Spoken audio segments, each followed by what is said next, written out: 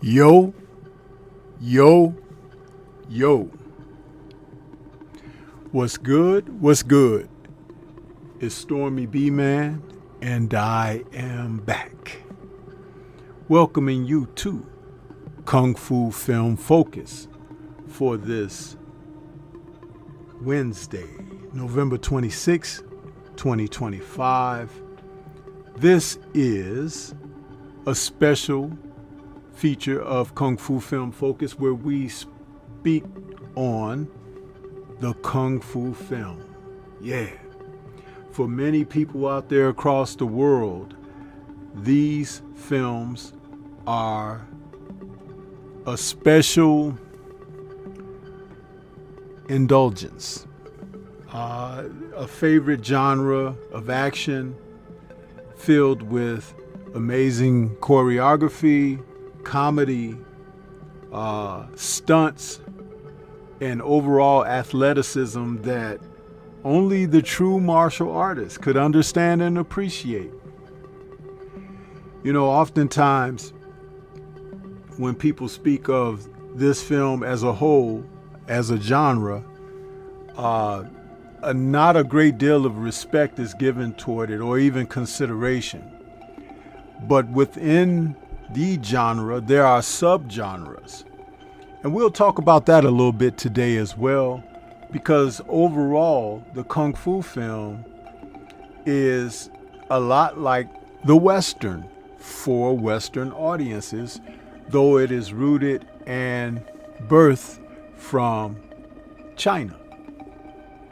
So, as we get a chance to talk about these films, some of the people that have been instrumental in the film's continuing to prosper, it is with that appreciation that someone like myself will do a live stream and have my channel dedicated to this type of fare. I have been doing reviews of Kung Fu films for several years on my main channel, Stormy B Man, and forgot that even though as many shows that I had done, close to 100, I hadn't taken the time to really put them in their proper category, which is why this channel now exists, where I can transfer all of that content and produce fresh and new content as I'm doing today. to assist with those who just can't get enough of the fare.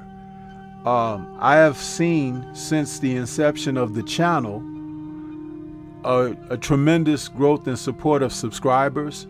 I think I'm only maybe around 15, if not 20 subs away from 300, and I just opened the channel like 2 months ago.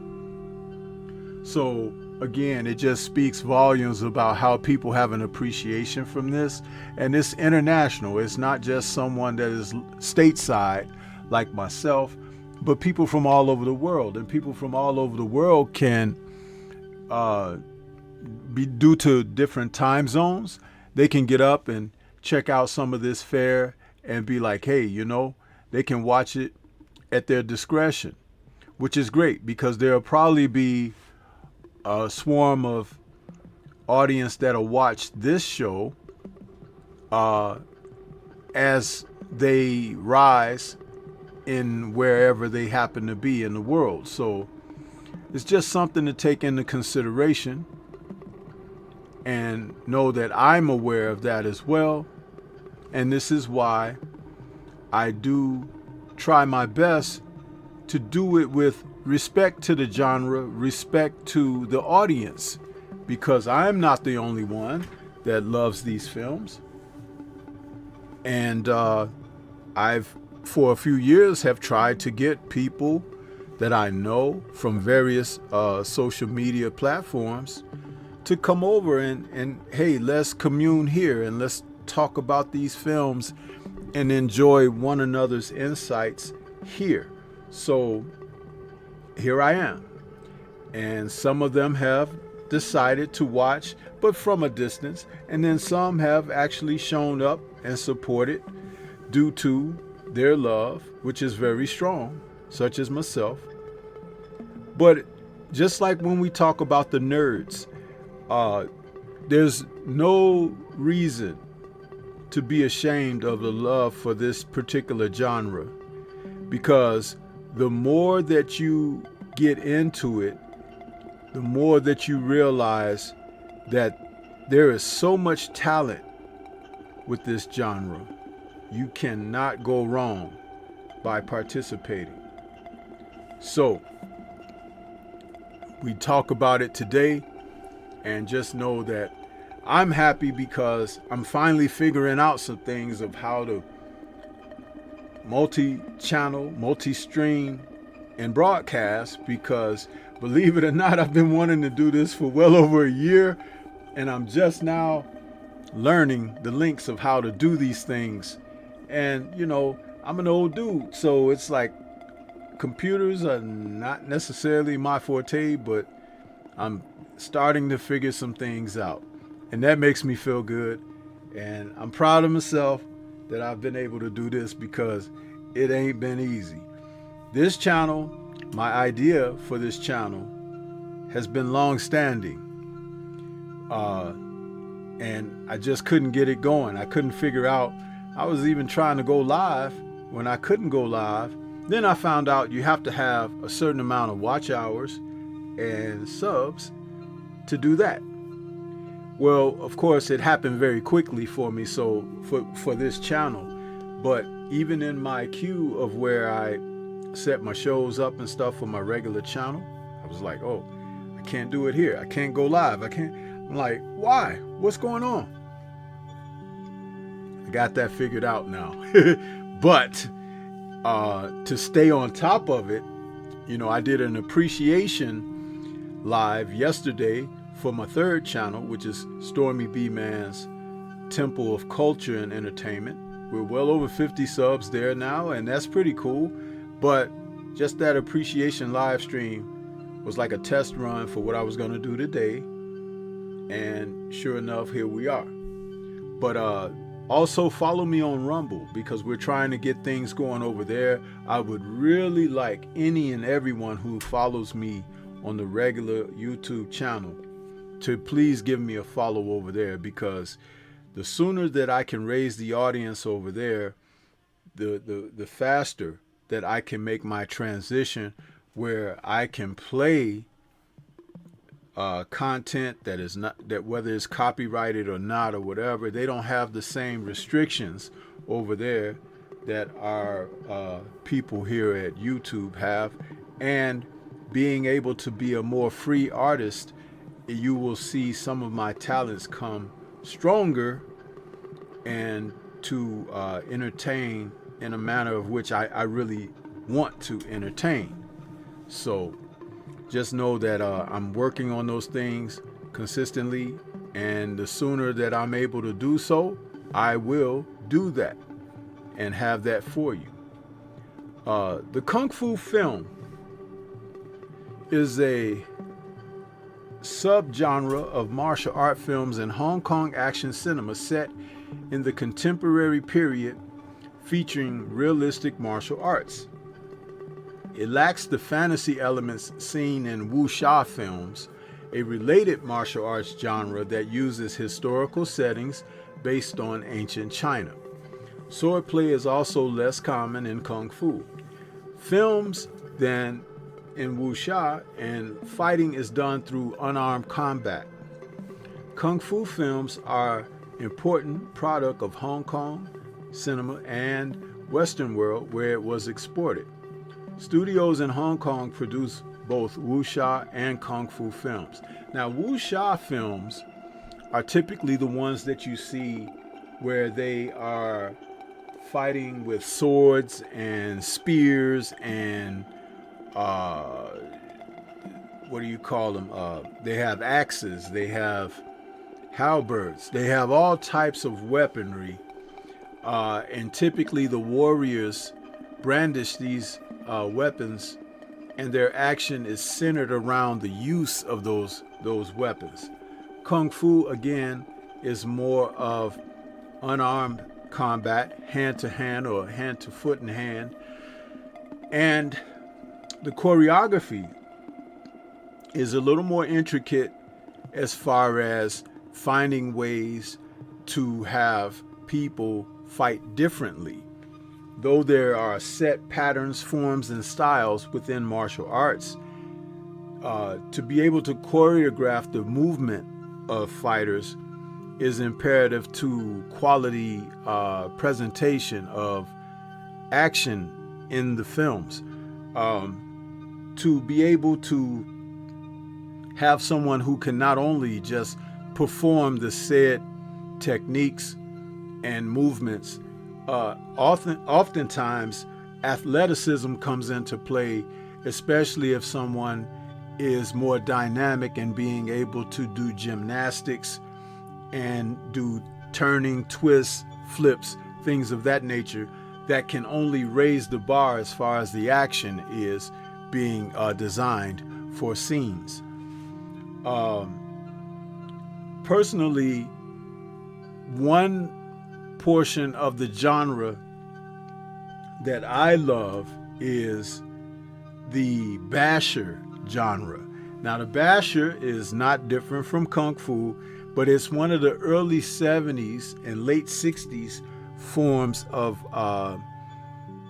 action for unarmed combat that saw the European take, like the United Kingdom and Australia, those areas, when the films were imported there. This is what they called these films, bashers. One, because the hand-to-hand fighting with kicking and everything involved. And two, the hyped up sound effects that Hong Kong and Taiwan would put behind the action of a said film. You know, when you hear the sound effects of psh, psh, psh, all that kind of stuff like that, that's what makes the audiences get drawn into the action as superheroic feats, leaping seemingly tens of feet into the air and flying through the air and things of that nature to enhance the action. American audiences, when the Kung Fu film wave took place in the early 70s, was enthralled with the superheroic acts of martial artists being able to do these amazing feats. And so guess what? Karate schools around the U.S. began to get flooded with new people signing up. I'm talking about the early 70s that people say, hey man, I saw some Kung Fu movies. I want to learn how to do that. And they were like, okay, well, we can't teach you to leap over a 10-foot wall, but you will be able to improve your conditioning, your strength, your power, and we can teach you how to punch correctly and kick correctly and so forth. But audiences, you know, because Kung Fu was new to America. When Nixon and Mao Zedong had opened their commerce between the U.S. and China during the early 70s, these films were imported along with clothing and different items of design and culture. These films brought something that had never been seen. So much to the degree that Hollywood producers, directors, and actors even were like, oh, those hokey films, that's just like watching a cartoon. They didn't really give much credence to the creativity of these artists that came from the Far East. And that's where they were wrong, because so many artists who had gone through the Peking opera schools and other culture schools that taught opera-like skills, which would be singing, dancing, martial arts, weaponry, acrobatics, from the time that kids are like 6, 7 years old until they were like 18, 19 years old, when they could age out and become adults and go and start a life for themselves. Having been raised in this regard, those very students would usually go to the Hong Kong film studios. Cathay Studios at the time was very prominent in the late 60s. Shaw Brothers Studios, which opened in 1959, they were prominent in action films, and there were a few independent film companies as well. And so some of these actors and actresses who come through the Peking raising of talent, they were able to find a way to put their skill sets to use. But it wasn't until the boom that happened in the early 70s that really called for them to get busy. Typically, these artists, they would have basic jobs. They were art people, they were tradesmen, they were workers in restaurants or whatever, because the stunt work didn't really pay all the bills. However, as the boom grew strong, some of these artists that started out just as mere stuntmen, willing to take a punch or a fall or be pushed through a wall or whatever, typical action on a movie set, when the popularity for wuxia in the 60s and kung fu hand-to-hand combat films took place, that began to be a form of, they were in demand, and that's where they began to do things. And then we would see actors who became world famous, like Jimmy Wong Yu, pictured here from the one-armed boxer, but he had become very famous with his Shaw Brothers film, The One-Armed Swordsman, the first martial art film that depicted a box office of $1 million, directed by Chong Che and starring Jimmy Wong Yu. Of course, he became Shaw's big actor because that film raked in such cash. Jimmy Wong Yu is noted for being an actor that was very innovative. He had a lot of ideas. Once he became a star, he was an Olympic type athlete that signed up for Shaw Studios, where they had assigned just about 4 or 5 actors to be leading men, and Wang Yu was one of them. He would later go on and have a tremendous career both in front and behind the camera, writing and producing, and then eventually he moved to Taiwan, where he developed a reputation almost like becoming the Roger Corman of Kung Fu films, because he had a falling out with the Shaw brothers and his contract was broken. And though he did work in Hong Kong after that, it was a big thing that went down. That's a story to be told another time. Matter of fact, I did a expose on Jimmy Wang Yu because he passed within the past few years, and he was the big Hong Kong star before Bruce Lee came on the scene.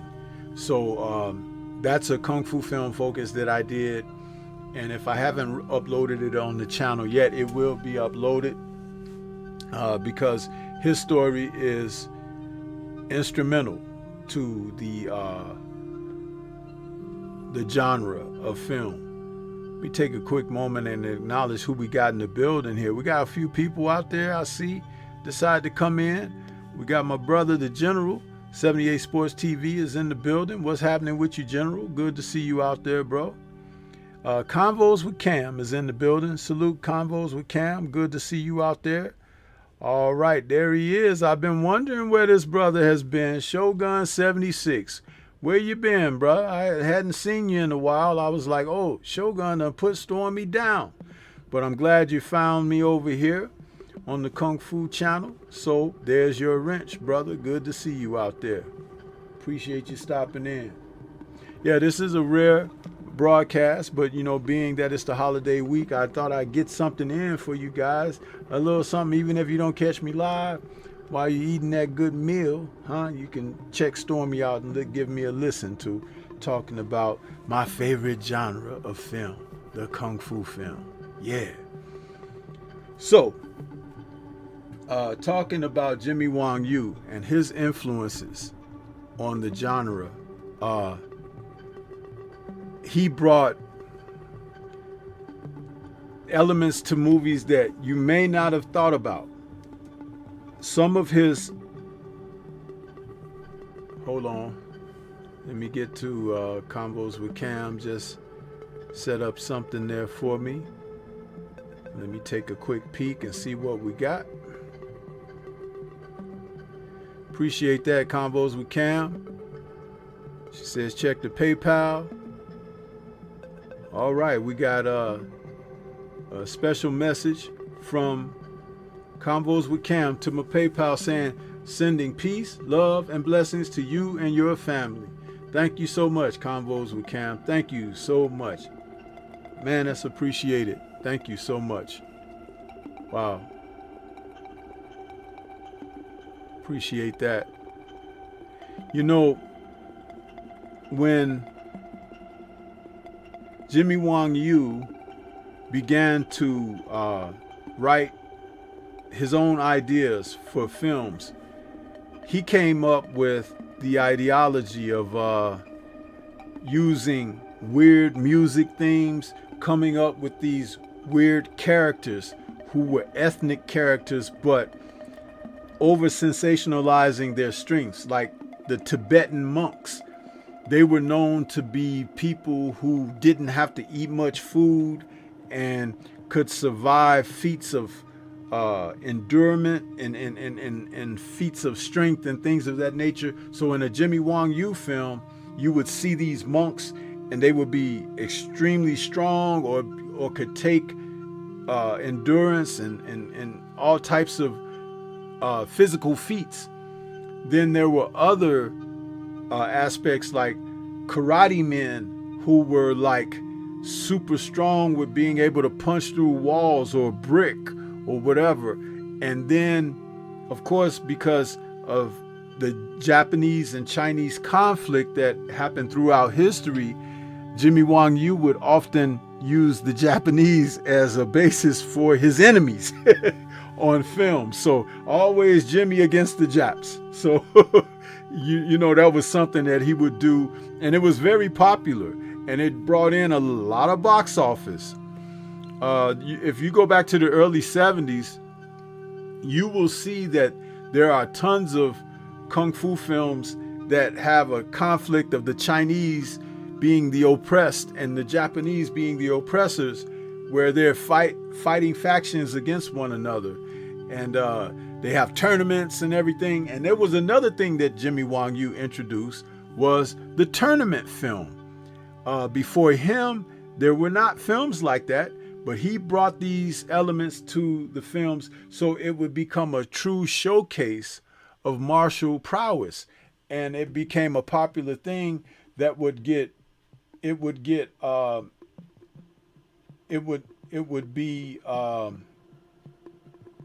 what do you call it, recreated or emulated as time went on. Excuse me, let me take a look at this. Got something coming in, some news and views. Let's see here.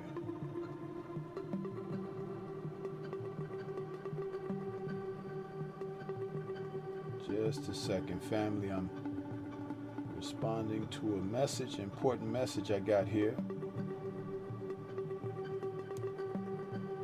Okay, here we go.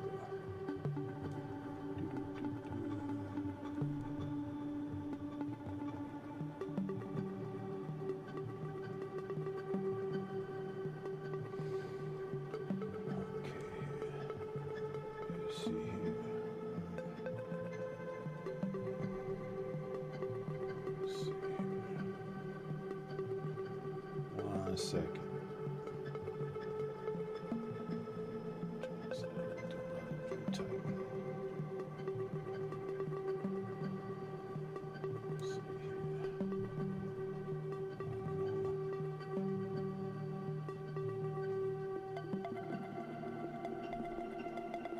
One second, family. Give me, I'm just trying to respond to a message here. Important message.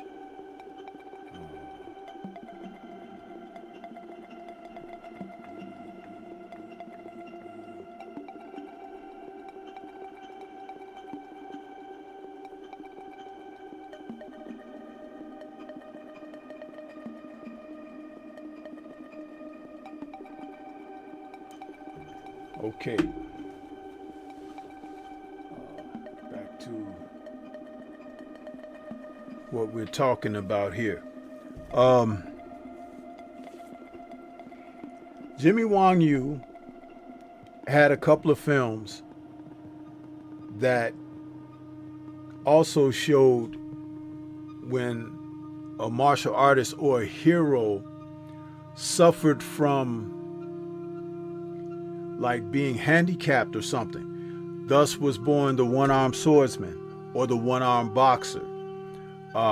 He would repeat the one-armed boxer in a sequel and the one-armed swordsman in several sequels.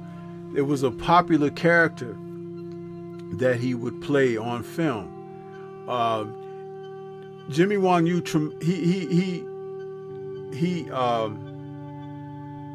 I don't know why I'm having a loss for words right now, but he created such a tremendous avenue for diversity in the type of characters that could be considered heroes on film. He had a lot of great ideas. It's an interesting note through the film history that he never got a chance to play in a film with Bruce Lee, even though they were with the same studio for a short time. But I think that had more to do with egos being involved than anything else. So it's just something to consider what that would have been like. I actually did a little 3-part video series on that Bruce Lee, Raymond Chow, and Jimmy Wang Yu at Golden Harvest Studios. And you can see those videos on this channel here. So, but yeah, but after Jimmy Wong Yu had his fallout with the Shaws, there were other films from the 60s that were very prominent, like such as King Hua's Come Drink With Me, featuring the great actress Chong Pei Pei. Now, Chong Pei Pei, she starred in a number of Shaw Brothers productions. Early on, there were like some dance numbers that she would do, spy films and stuff like that.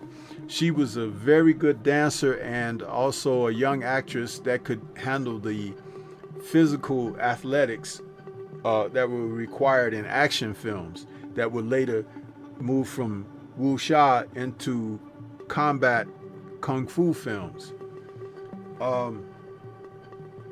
In King Hua's Come Drink With Me, she plays the character Golden Swallow, and she's a fierce fighter, and there are elements of how she moves in this film as the heroine that is a top flight fighter and agent for justice, how she handles herself in that film. And I will be the first to say here that I think that Bruce Lee, later in the early 70s, when he came along, he had watched Chong Pei Pei's performance here, and he stole a couple of things from her, because that hadn't been seen by a character's output until she did it, and then he would later do it and take it to another level. But that's okay, because if you don't learn from somewhere, you're just gonna be, a run-of-the-mill. You become a person that can stand out when you could take something, build upon it, and take it to a different level, which is what he was able to do.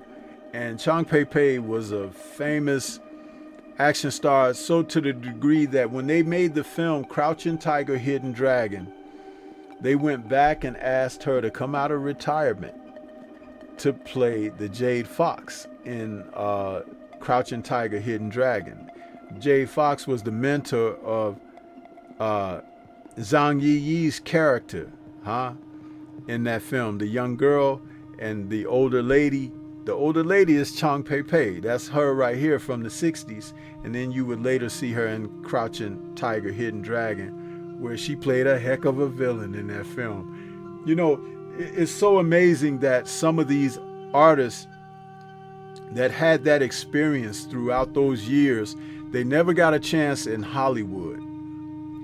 But Hollywood had selected a couple of them in their later years that would feature them and showcase just how talented they really were when they were younger performers. And it's a shame, because even Jackie Chan, who would go on after his Hong Kong film successes, would come to Hollywood in the early 80s when they were really looking for someone that could replace the box office that Bruce Lee had left for so many years with martial art films. But they could never really write the right type of vehicle for Jackie Chan. But they knew he was popular internationally, the biggest success since Bruce Lee internationally out of Hong Kong. But they didn't want him to overshine the Hollywood stars, the Stallones, the Schwarzeneggers, the guys like the Bruce Willises and stuff like that. Because Jackie, not only could he actually do the stunts himself, the physical prowess that he had, but he was a skilled person. He could handle weapons. He could handle props. He was just so talented. He could really embarrass some of the American actors. And the pride of the Westerners, they didn't want that, and so they waited. Now that he's a senior, they've let him come over and do films like The Karate Kid and all of that stuff. But when you go back and you want to see prime Jackie Chan, just check out his original Police Story film. That is one of the best action films ever made in the history of filmdom. Police Story with Jackie Chan, the first one. That, man, it's like watching someone that is so dynamic, they just leap off the screen at you. And you can talk about Bruce Lee, but Bruce Lee was kung fu and pretty much that. But Jackie was an action star. He may not have been the most handsome guy or whatever, but my goodness, could that man perform action fair. And his acting chops caught up very quickly to his physical prowess because he was in so many productions. He started out in his teens as a stuntman and later got his big break, through film producer and director N.C. Ewan and Ewan Wu Ping. So that is where he really cut his teeth on that, and he came in with that. So, but again, this genre is so vast.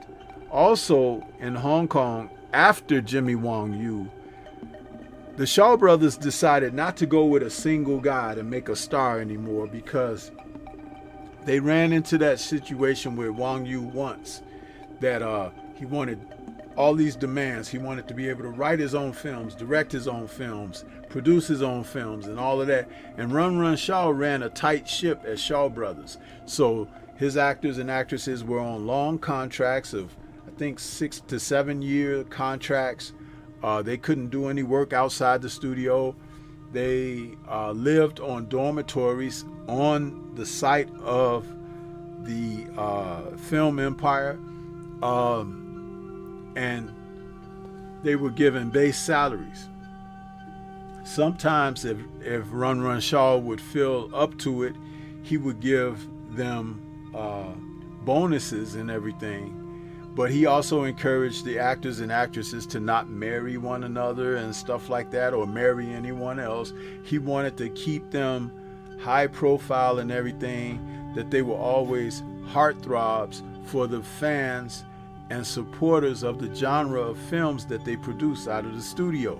And so he ran a tight ship like that. So after Jimmy Wong Yu left and went to Taiwan to do other things, Run Run came up with the idea that he would make an ensemble of stars. That way they would be treated equally, but also they still wouldn't one-up one another. And the first duo out of that was Tai Lung and David Chang. These two were two of the most prolific stars that came out of Shaw Brothers Studios, and the two of them were in almost every film that Chang Che either directed or wrote or produced.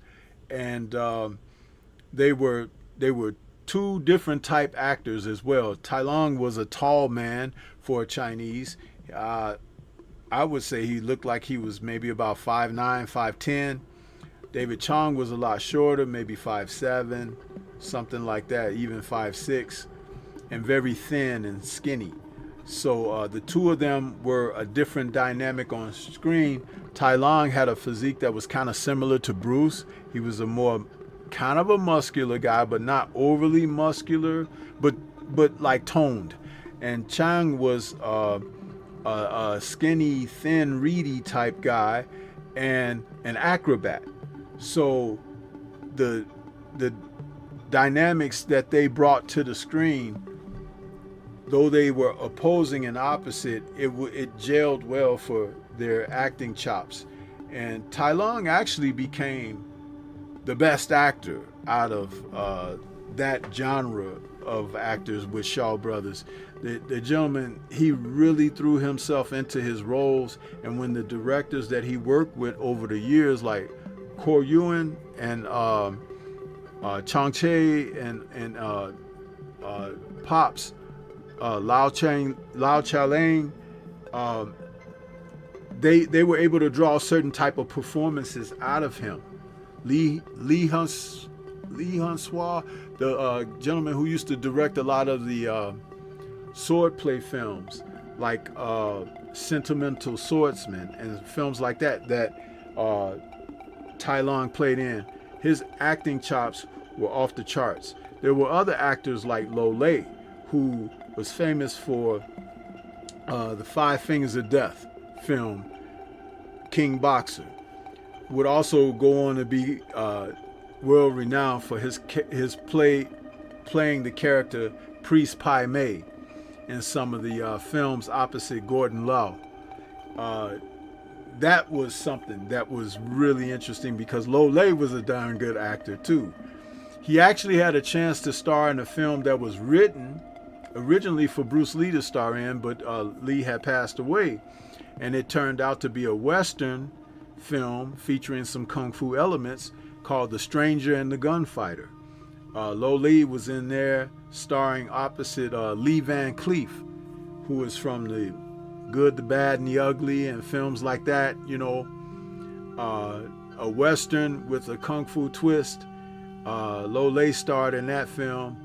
And had that role actually went to Bruce Lee, I know Bruce would have demanded that a lot of that character that Lo Lei played in the final film be rewritten, because Lee didn't take stereotypes very well, and there were a lot of stereotypical elements about the character that Lo Lei played in the film that Bruce wouldn't have went for. So it's interesting to see how someone else who was a star in Hong Kong like Lei could come into that film and bring what he brought to it. He still has some good action scenes and elements in there, but there was some hokiness in there as well. Like during some of his fight scenes, this crazy music would play during the fight scene, and then when he would leap in the air or whatever, you had this weird sound effect like, you know, all that stuff. It's like, you know, Bruce Lee wouldn't have went for that. He would have been like, hey, get that out of there. We're not doing that, you know. And the leaping in the air and stuff was something Bruce wasn't a fan of either. When he did his first films for Golden Harvest, The Big Boss and Fist of Fury, the director Lo Wei wanted him to do some of that hokey stuff that was kind of cartoonish for kung fu films, and he refused that. He didn't want to do that. The one thing that he really did do that he didn't want to do, but it was his first film with Golden Harvest, The Big Boss, where there's a night fight scene outside the ice factory, and he punches a guy that's up against the wall, and the guy leaves a cutout imprint of his body in the wall. It's like a cartoonish thing. Bruce Lee didn't like that at all, and he was like, man, when I get away from this director, I ain't never making no movies with him no more. And that's the way he treated it, and that's how he was. A lot of people appreciate Bruce for, you know, bringing a certain standard to these films, and he brought that with a sense of just knowing that it could be better. He always wanted to be better. So, but yeah, so Chang Che would direct guys like David Chang and Tai Lung for these films, and one of their popular films was The Duel, or in American audiences knew the film as Duel of the Iron Fist, depicted here where these two men are, they're like killers on different sides of the law, but have to team up when certain things are read to pan out. And it's a film that showcases both of their on-screen charisma as well as what was Run Run Shaw's mindset going forward with having multiple film stars. He would later follow that up with films like The Shaolin Temple, which would have a whole feature and slew of stars, not only Tai Lung and David Chang, but he would introduce later Alexander Fuxing and Chi Kwa Chung and also Chen Kwa Tai.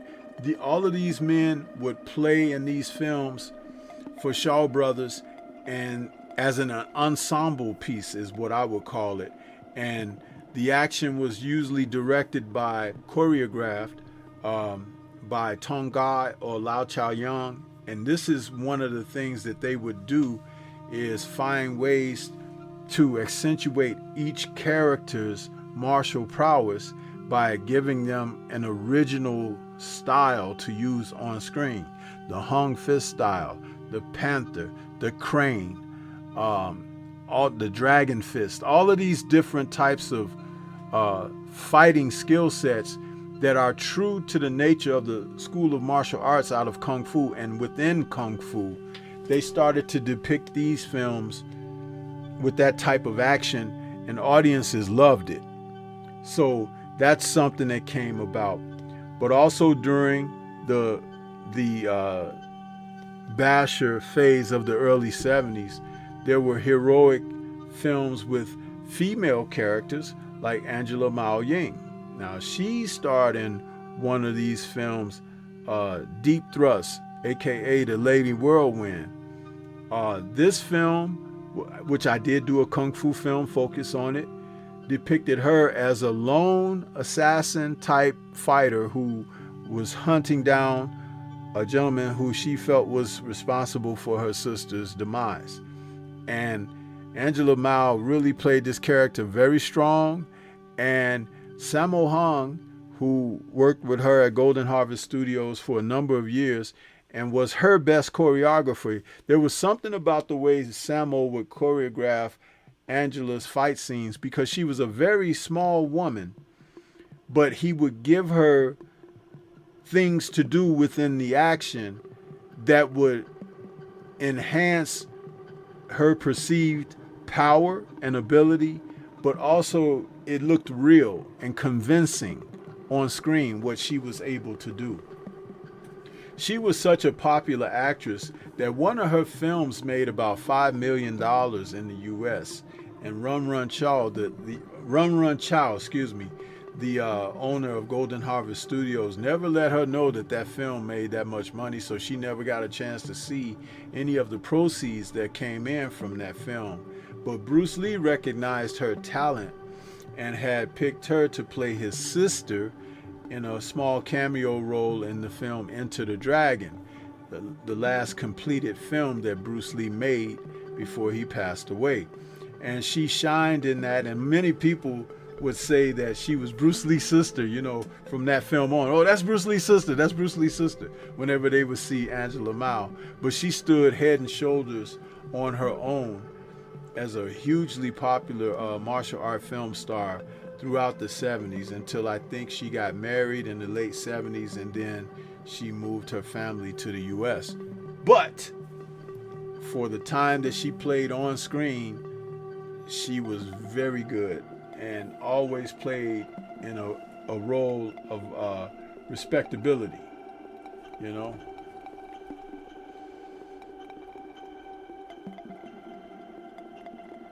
One second.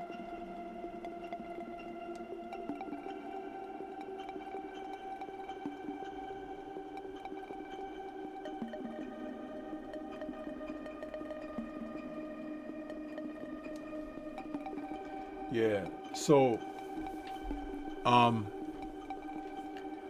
the one thing about the martial art film genre too is, like I said, I started off talking about the bashers. There were films that would come down the pipeline that would be a part of a new consideration for subgenre, shapes. Now, shapes were films that would display the actors and actresses performing skills that assimilated animal styles or specific styles designed for the film to drive forward a new way of choreographing fights. Shapes could be like, the panther fist or the snake fist and all of that, just different animal styles or even made up styles where the actors could perform and give you a great deal of excitement for something fresh. And there were tons of guys that do that. One of the successful groups from Shaw Brothers that came through that with shapes is the Venoms. The Venoms came out and they just took the Kung Fu industry by storm. Each and every one of those gentlemen, they were either from somewhere in China, Taiwan, even Hong Kong, but they all had special skill sets. They all had acrobatics. They all had weaponry expertise. And as they went along in time, their acting chops got better and better. So it's like to see Venom films and look back fondly upon them, to see what those guys could do, and just know that they choreographed their own fight scenes. And can you imagine, like now, behind the scenes footage is valuable. Footage of outtakes, mistakes and miscues, bad takes and things like that. Could you imagine seeing these guys with what they used to do and having all that footage that probably got destroyed from their era? But man, I would love to watch hours of these men working on their choreography, because the final product of their films is so amazing that you just can't take your eyes off the screen when you're watching the Venoms. And the Venoms usually consisted of about 5 or 6 different actors. 4 or 5 of them were the same guys, but they brought in a couple of other dudes that fit the Venom ilk, and they always provided exceptional choreography and really fresh ideas that they brought about. They brought about different types of weapons, hidden stuff, just to hype and sensationalize the action. These were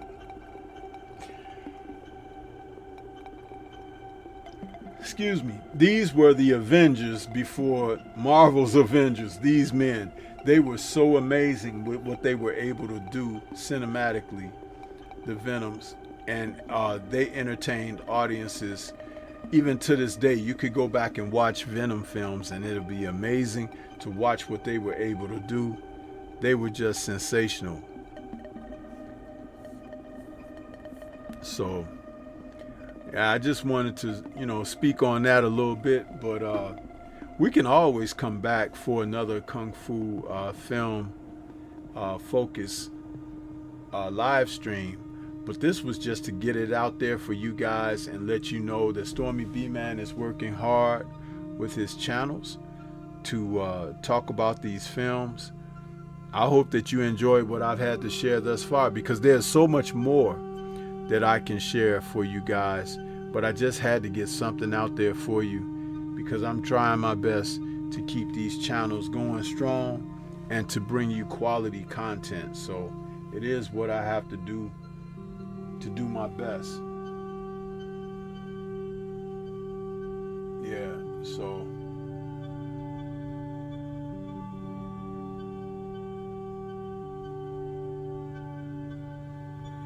but yeah. Well, we're going to do some good stuff. Oh, tomorrow, Thanksgiving, there will be another live stream for this channel, and it's going to be Bruce Lee, 85 years and still kicking. That show right there is going to be my dedication piece to Bruce Lee, who would have been 85 years old tomorrow. November 27th was his birth date. So just bear in mind that I'll be trying to do that tomorrow in dedication to him, and we'll just reminisce on what made him so popular and why his films are still stalwart at 20, 25 and 50 years later after his passing. So it's just something to talk about, you know what I mean? But we're gonna get ready to get on out of here. I appreciate everybody that came through to check me out. I do work, like I said, I work hard at this, and I don't take it lightly. I don't look at Kung Fu films in the genre disrespectfully. I look at it as something every bit as important as, like I said, westerns and films, gangster films and things of that nature, sword and sandal flicks. You know, that whole fare and genre is very important. So, you know, I take it as such. I take it as every bit as important. And with respect. See, a lot of people, they can talk about this stuff and they put it down and they say certain things and they're kind of disrespectful about it. But that's not me. That's not what I do here. So, you know, just know I'm always going to do my part, you guys. Always going to do my part. And as long as I can continue to get that support from you guys, I'm going to keep up the dignification of what it is. So, with that being said, I'm going to get on out of here. I want to say shout out to the mighty LDBC. I want you guys to tune in tomorrow for the stream on Bruce Lee. And everybody have a wonderful holiday. And think about the less fortunate. If you can do for the less fortunate, do that. But I just hope that everybody is in good graces and blessings. Peace to you. We'll catch you on the next one.